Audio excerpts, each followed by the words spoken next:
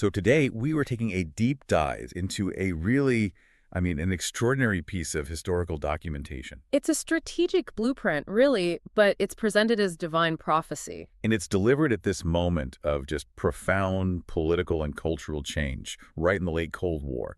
We're looking at a speech that maps out a huge predetermined spiritual timeline onto the very messy geopolitics of 1979. Exactly. And that source is an excerpt from a speech by Reverend Sun Young Moon titled The First Day in Our Lifetime. Okay. It was given on his birthday, February 2, 1979, and it lays out this whole theological worldview rooted in what's known as the divine principle. And for you listening, I think the key thing to grasp is that in this framework, nothing is random. Nothing at all. Everything from, global conflicts to personal persecution, it's all explained through this concept of a divine history that's managed by a spiritual mechanism called indemnity. And that's our mission for you today, to trace that logic, Yeah. to really get how, back in 1979, the speaker framed the very real decline of Western culture, the intense persecution of cults, and the global battle against communism. On as separate things. Not at all, but as integral, mandated steps in a super precise 21-year divine plan, a plan set to end pretty dramatically in June of 1981. It's a very compressed spiritual history lesson. It really is. Okay, let's unpack this. Well, it all starts with the core premise. Human history, especially since World War I, has just been defined by chaos. But, and this is the key, this chaos isn't aimless. It's part of God's providence. Exactly. And it's speeding up. It's accelerating toward a moment of what the source calls drastic change. Humanity is being forced into a choice. Destruction or reconstruction. Right. The path of destruction is atheistic, it's man-centered, or you have the path of reconstruction, which is theistic, God-centered, and the clock is absolutely ticking. And the critique it levels against the West is what's incredibly sharp. It basically says Western civilization is fundamentally crumbling. And why? Because its backbone, Christianity, is failing to provide that moral guidance. And the result of that spiritual failure is the collapse of unity, the breakdown of the family and then the nation. And what I find fascinating is how the source connects this to the failure of other institutions, too. Like science. Yes, like science. There was a time, maybe after World War II, when everyone looked to science and technology for the big global solutions.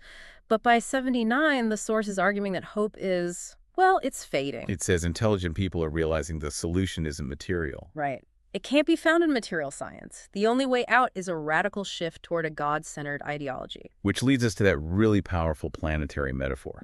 If the West has passed its golden age, and dusk and sundown are coming, well then logically the world has to be turning. So the other side of the planet, the East, must be getting the new light, the sunshine. And the main piece of evidence it cites for this Western decline is the crisis among American youth. Yeah, the speech describes young people as just lonely, desperate, trying to escape what it calls a great fishing net. A net of what?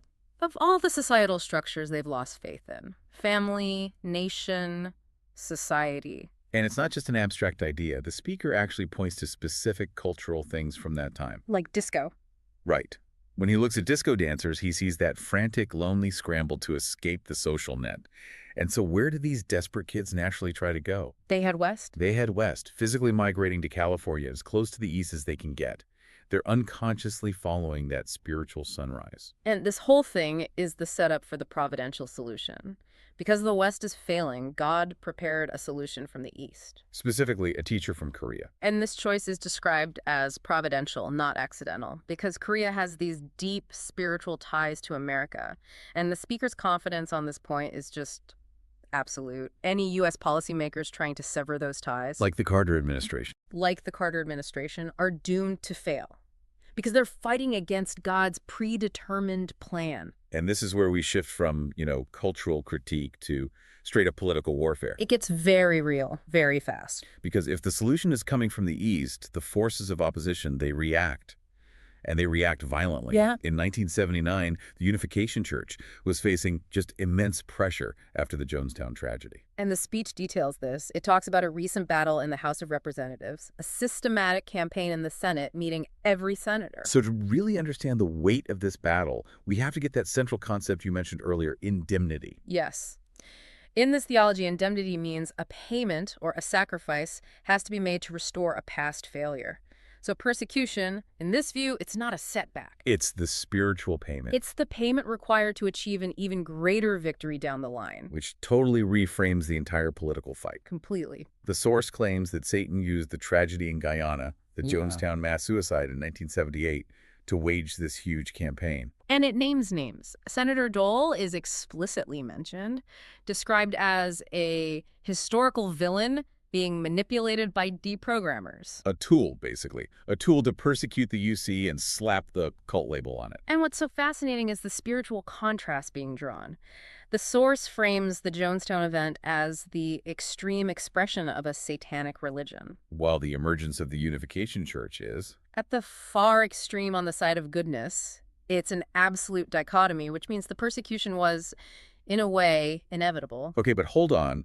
Naming a sitting senator, Bob Dole, a historical villain, isn't that a massive political risk, especially when you're in the middle of a fight on Capitol Hill? You'd think so, but it's justified through this lens of providence. Since the leader sees himself as working directly on God's mandated course, anyone who opposes him is, by definition, on the satanic side. Whether they know it or not. Exactly. The stakes are seen as so high, the fate of history is on the line, that, political niceties just become irrelevant. And the source claims this whole thing actually backfired. Perfectly. It operated under that law of indemnity. The pressure, instead of crushing them, actually caused the UC to be separated from the cult category and placed among major established religions. The suffering acted as a catalyst. So the intense pressure actually forged this unexpected unity. That's the stunning claim. The speaker says 9 major Christian denominations and prominent Jews joined the fight against the persecution.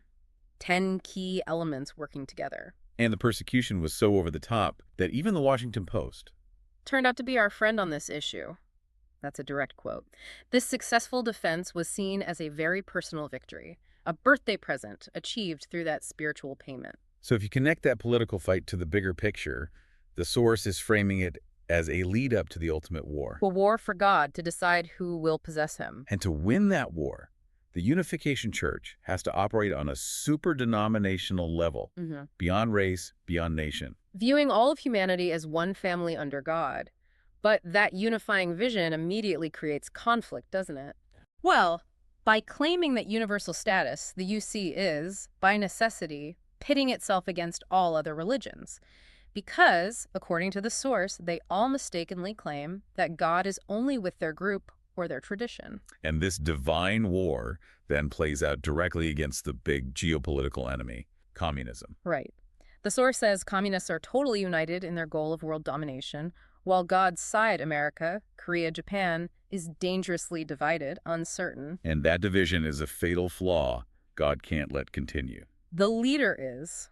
Well, he does not mince words about his own role in all this. He says quite explicitly that he is the worst enemy of communism today, not America or even Ronald Reagan. That is a massive claim. It basically shifts the entire center of the anti-communist war from governments to a spiritual movement. And he backs it up by contrasting different kinds of victories. He admits, sure, communists are winning territorially, they're gaining people on Earth. But the UC is winning spiritually. Because they aren't fighting alone. They're supported by the entire spirit world, which is seen as the much larger, more critical population to win over. So how do the individual members actually achieve this spiritual victory? Through the one central, non-negotiable mandate they're given: home church. And this is presented as the critical building block of the kingdom of heaven. It is. And it's specifically designed to protect the two things communists want to destroy most: the family and the church. So what exactly is home church in this context? Why is it so important? It's the spiritual axis that the whole world has to turn on. The mission required members to take responsibility for 360 households in their neighborhood. Like a spiritual parent. A spiritual parent, a counselor, a provider for those families. And the speaker uses this incredible analogy. Home church is the launching pad.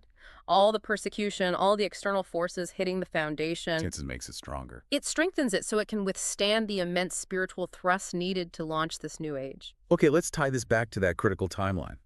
The whole course for human history was set for 21 years. Right, starting with the installation of the True Parents in 1960 and ending in June 1981. So this speech, in February 1979, means the members are deep in their final opportunity. They have 2.5 years left. And that urgency is put right up against the leader's own past sacrifices.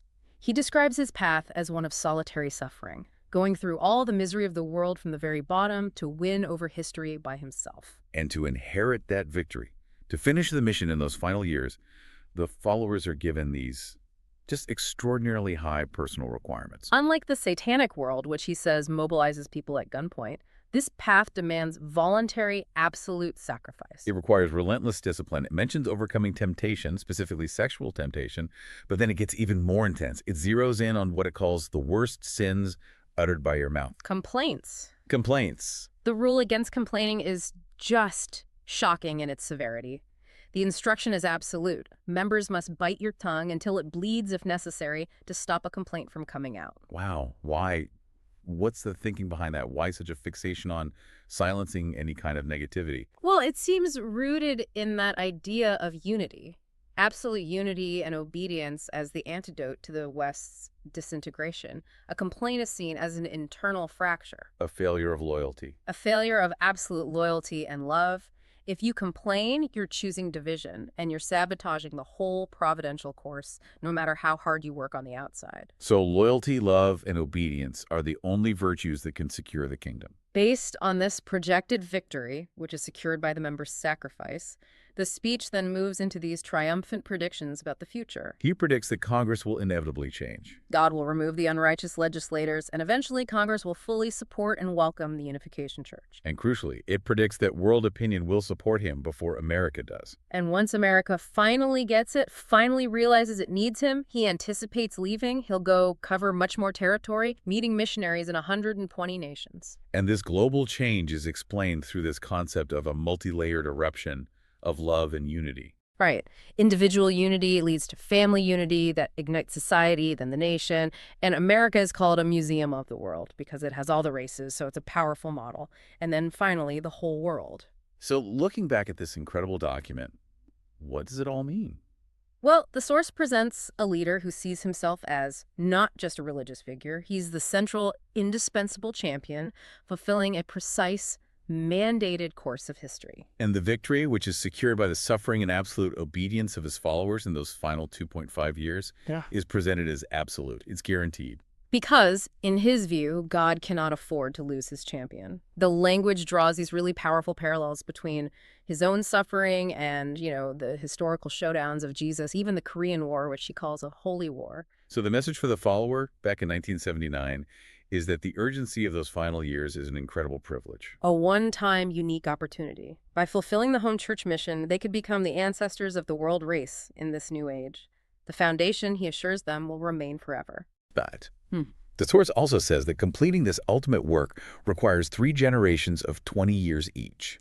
The leaders, the followers, and then their children's generation. Right. So if that intense 21-year course ending in 1981 was about completing the debt and setting the foundation, it leaves you with a big question. What must the generations that come after? What must they sacrifice or achieve to make sure the authority given to those followers truly remains forever? That's a provocative question of endurance and definitely something to mull over until our next deep dive.